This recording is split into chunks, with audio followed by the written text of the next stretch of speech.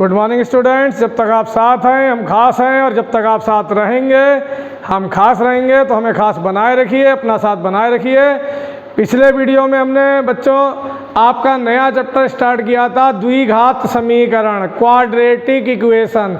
ये भी most important chapter है, क्योंकि इसके बिना आगे की मैथ संभव ही नहीं है, मान के चलिए। क्योंकि बीएससी में, एमएससी में, हाई स्कूल के बाद फर्स्ट ईयर में, इंटर में, फिजिक्स में, सभी जगह पर द्विघात समीकरण का यूज होता है। द्विघाती समीकरण आपको बार बार हर चैप्टर में कहीं ना कहीं पे मिलेंगी, इसलिए ये चैप्टर बहुत इंपॉर्टेंट है। इसीलिए हमने पहले इसे स्टार्ट किया है। बहुत आसान भी है, इंटरेस्टिंग है।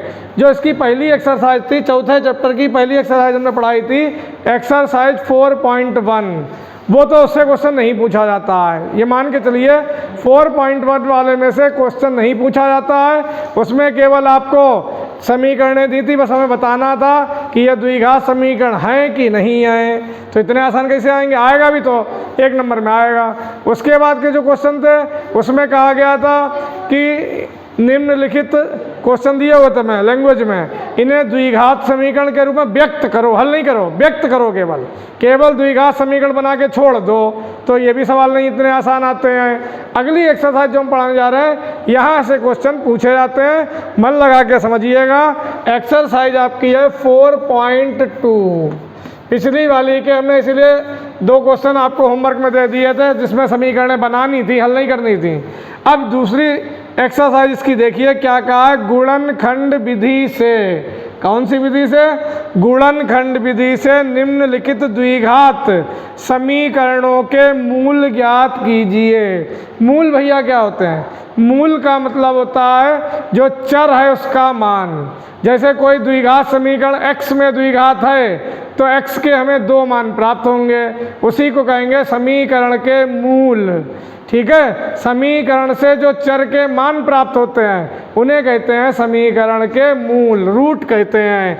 तो देखिए का गुणनखंड विधि से। कौन सी विधि लिखे दे रहे भाइयों? गुणनखंड विधि। ठीक है, जो हम लोगों ने 9th में भी पढ़ी थी, गुणनखंड करना। गुणनखंड विधि से क्या ज्ञात करना है? मूल ज्ञात करो। शॉर्ट में हमने लिख दिया भैया, समीकरण के मूल ज्ञात करने भाइयों। जैसे पहला पार्ट है x² - 3x - 10 = 0। अब भैया ये 9th में आप लोगों ने बहुपद में खूब पढ़े होंगे, कैसे इनके गुणनखंड, बहुपदों के गुणनखंड एक चैप्टर था, उसमें आपने गुणनखंड करना सीखा होगा। कैसे भाइयों गुणनखंड करते हैं? सब लोग इधर देखिए। जैसे ये समीकरण लिखी है 2x² प्लस का 5x प्लस 3 = 0, ये 2 घात की समीकरण है। इसके हमें पहले गुणनखंड करने हैं। तो सबसे पहला काम भाइयों क्या करते हैं, जो x² के गुणे में है उसकी इस अचर पद से गुणा करते हैं। इन दोनों की गुणा करते हैं। 2 × 3 = 6 भाइयों। जो x² के साथ है सबसे पहला वाला पद, उसके गुणांक की अचर पद से गुणा करो। 2 × 3 = 6। अब भाइयों क्या करते हैं, ये जो अचर पद है इसका चिन्ह देखते हैं, प्लस है। यहाँ पे अचर पद का चिन्ह क्या है भाइयों? प्लस। देखिए ये अचर पद है। अचर पद क्या होता है? जिसमें x ना हो।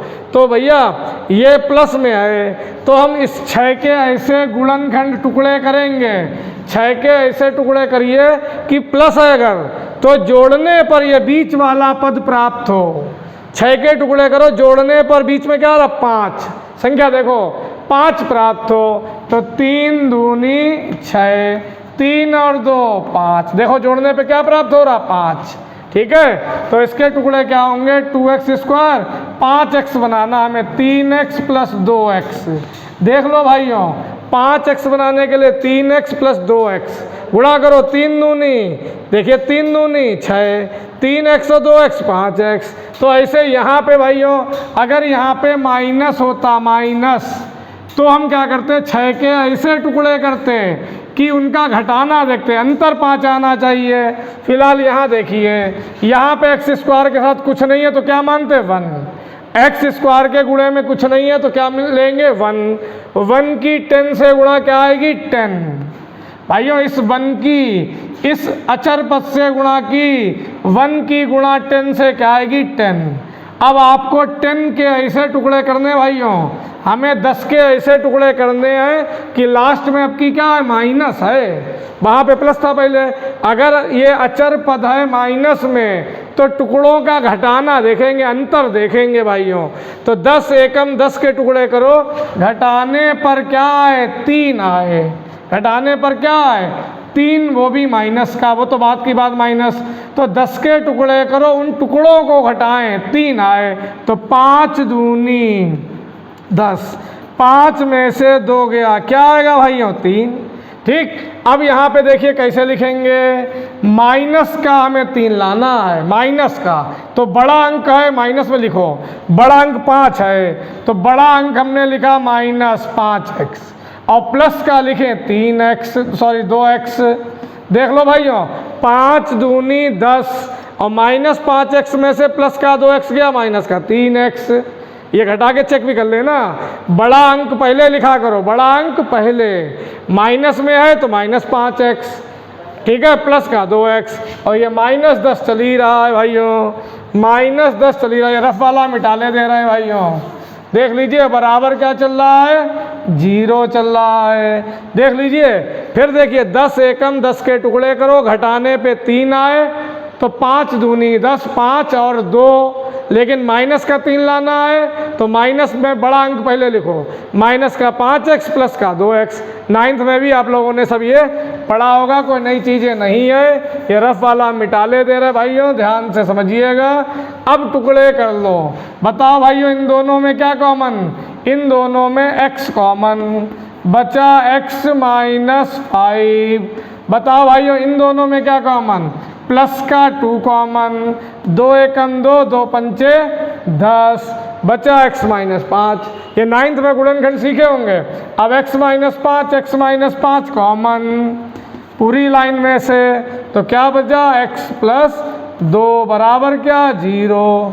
ठीक है, फिर समझ लीजिए 10 के टुकड़े करो, घटाने पे 3 आए, तो 5 और 2 लेंगे, माइनस का 5x प्लस का 2x, घटा के देख लो, -5x में से 2x गया, माइनस का 3x, और 5 दूनी 10 भी आ रहा।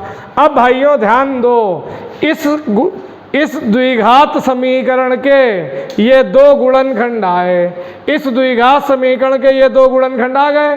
इन्हीं गुणनखंडों को इसे पहले वाले को इस समीकरण का शून्यक भी कहते हैं, शून्यक। इसे भी x + 2 को इस गुणनखंड का शून्यक भी कहते हैं। अब इन्हें बारी बारी से 0 रख दो भाइयों। देखिए पहले हम पहले वाले का रख रहे हैं, यदि x - 5 बराबर 0, 5 आगे गया तो x बराबर आ गया 5। एक मूल ये हो गया भाइयों आंसर। अब इसे रखिए, अब हम इसे रख रहे हैं x + 2 = 0, 2 आगे जाएगा तो x = -2, ये दूसरा मूल आ गया। तो ये दोनों कहलाएंगे इस द्विघात समीकरण के मूल। क्या क्या हो गए, x बराबर 5, x बराबर -2। ठीक है, समझ में आ गए होंगे। देखते हैं अगला पार्ट। अब देखिए अगला पार्ट जो है, यहाँ पे देखिए x² के साथ क्या है 2 है, और अचर पद कितना है 6 है। इन दोनों की गुणा करिए जरा, इन दोनों की, 2 × 6 = 12, 2 × 6 कितना आएगा 12। अब भैया लास्ट में चिन्ह क्या है, अचर पद का माइनस है, अचर पद का चिन्ह माइनस है, तो घटाना देखेंगे अंतर। अब 12 के टुकड़े करो, घटाने पर 1x आए। कितने x है आपकी बार 1 भाइयों, यहाँ x कितने हैं 1 आए, तो 1 हमें लाना है। तो 12 के टुकड़े आएंगे, 4 × 3 = 12, 4 में से 3 गया 1, तो 4x प्लस का हमने कहा था बड़ा वाला अंक पहले लिखा करो, प्लस है भैया तो प्लस का 4x, और घटाना देखेंगे तो -3x। देखो भाइयों चेक करो, 4x में से 3x गया 1x, 4 की 3 से 12। ठीक, अब भाइयों इन दोनों में क्या कॉमन 2x, क्या बचा x + 2, इन दोनों में क्या कॉमन -3। भाइयों जब ब्रैकेट के बाहर माइनस कॉमन लेते हैं माइनस, तो अंदर का बीच का चिन्ह उल्टा हो जाता है। ये x बचा, ये माइनस था, क्या हो जाएगा प्लस हो जाएगा। तो भाइयों पूरी लाइन में क्या कॉमन x + 2, क्या बचा 2x - 3, अब पहले इसे रखें 0। यदि x प्लस 2 बराबर 0 तो x का मान आएगा -2। ये पहला मूल हो गया।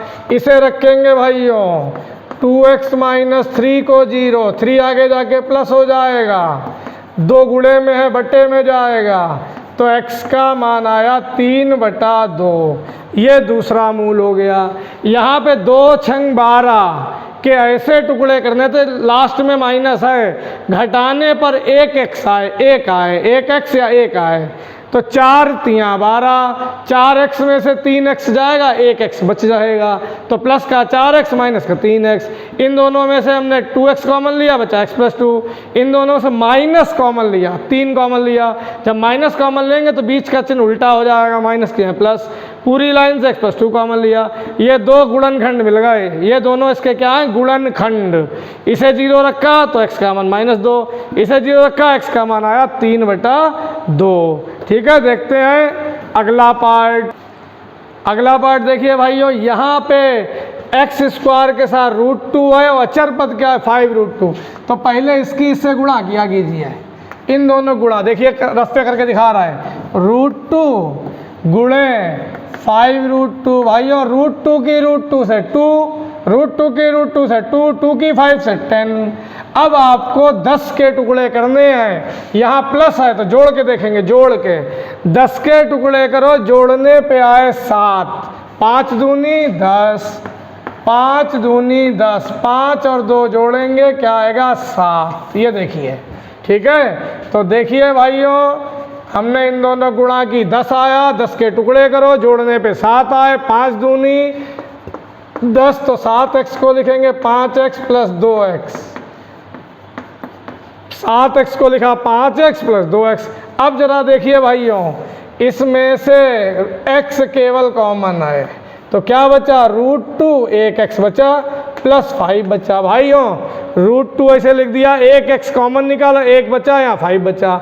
अब जरा भाइयों यहाँ समझिएगा, ये 2 लिखा है, 2 को हम लिख सकते हैं 2 बार √2 गुणे √2। भाइयों बड़े क्लास में आ गए आप लोग, हाई स्कूल में, तो इस वाले 2 में से एक √2 निकाल दें। ये देखिए निकाल दिया भाइयों, इस वाले 2 में से एक √2 निकाल दिया, एक √2 बचेगा, ये देखो लिख दिया, और x बचेगा। समझ लीजिए, पहले इस वाले 2 को आप लिखिएगा √2 गुणे √2 कॉमन निकाला तो एक √2 तो बचेगा, एक √2 और x, और यहाँ पे भाइयों √2 निकल गया, क्या बचा 5 बचा। हमेशा ध्यान रखिए, ये दोनों ब्रैकेट एक से आने चाहिए, ये वाला ब्रैकेट बिल्कुल एक जैसा, चिन्ह भी एक जैसा, वरना आपका सवाल समझ लीजिए गलत लगा है।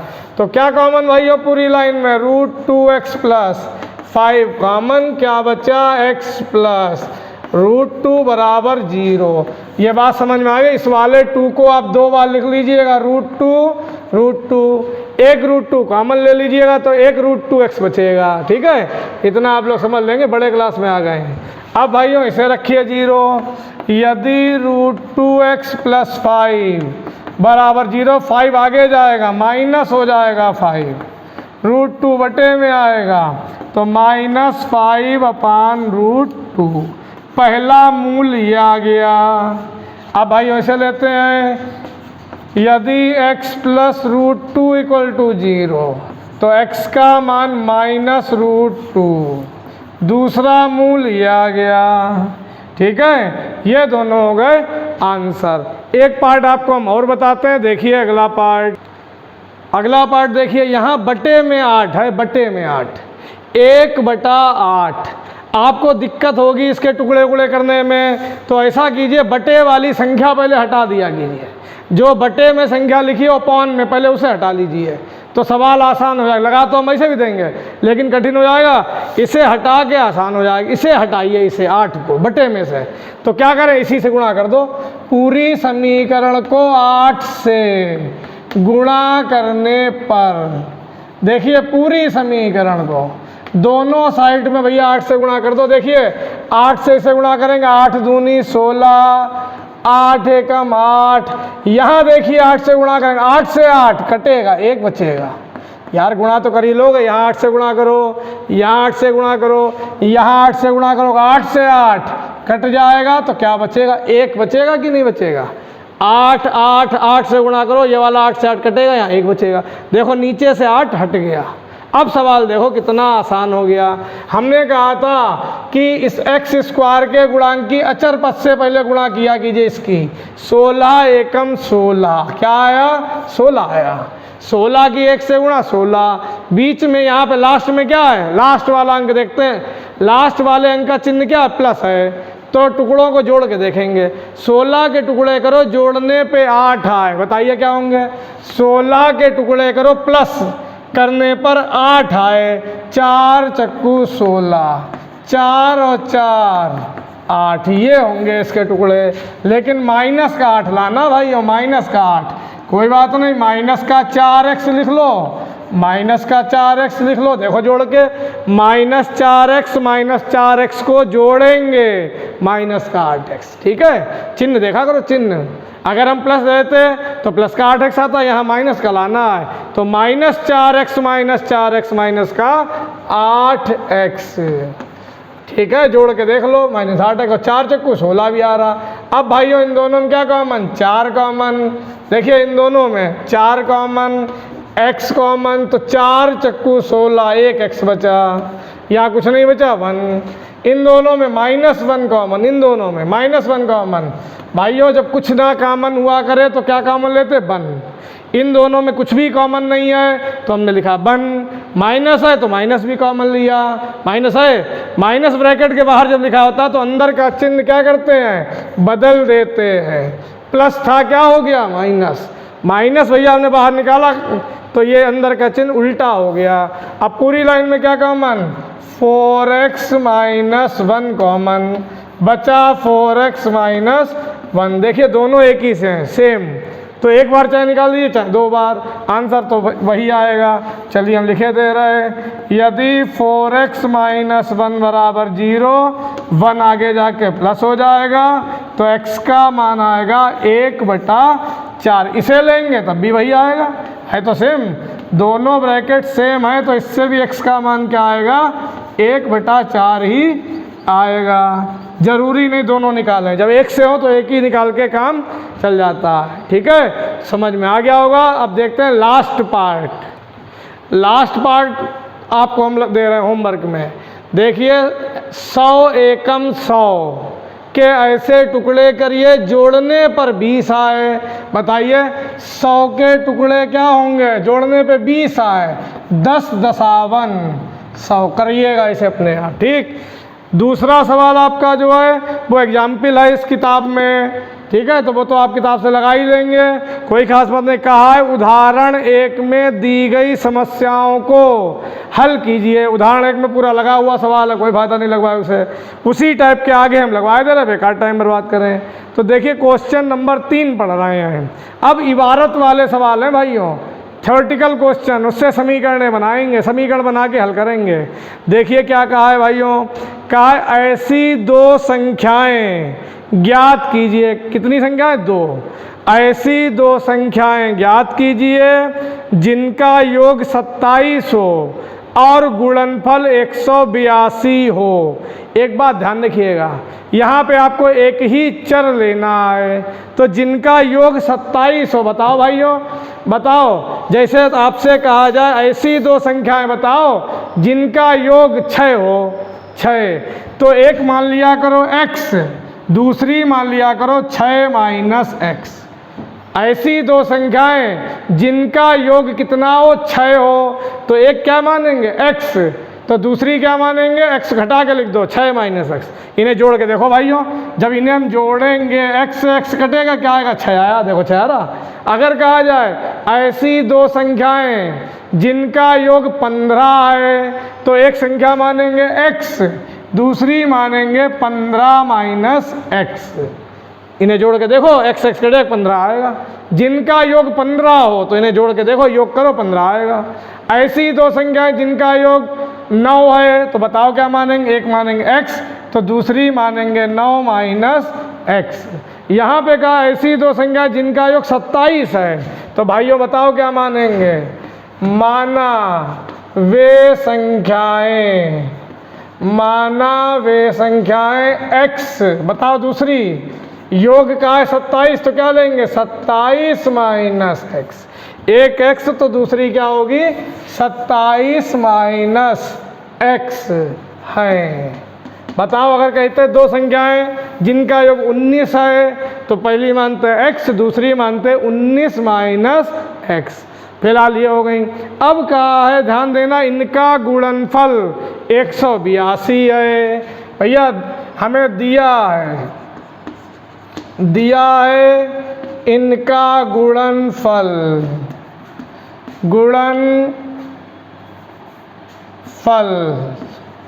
बराबर 182। ठीक है, तो भैया गुणा कर दो इनका गुणनफल। तो x गुणे 27 माइनस एक्स, दिया कितना 182। भाई गुणा कर दी, बराबर 182। गुणा करो, x की 27 से 27x, x की x से x स्क्वायर बराबर 182। ये इधर ले आओ, देखो इसे इधर ले आओ, इसे इधर ले आओ, तो इधर क्या बचा 0।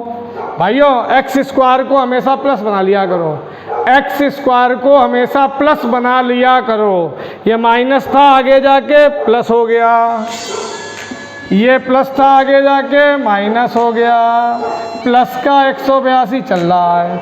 अब ये 0 कहीं लिखिए, 0 चाहे इधर लिखिए चाहे उधर लिखिए, उससे कोई फर्क नहीं पड़ता है। तो एक्स स्क्वायर माइनस का 27x प्लस का 182, 0 भाई इधर लिख दो, कोई फर्क नहीं। 0 चाहे इधर लिखो चाहे उधर लिखो, कोई फर्क नहीं पड़ता है।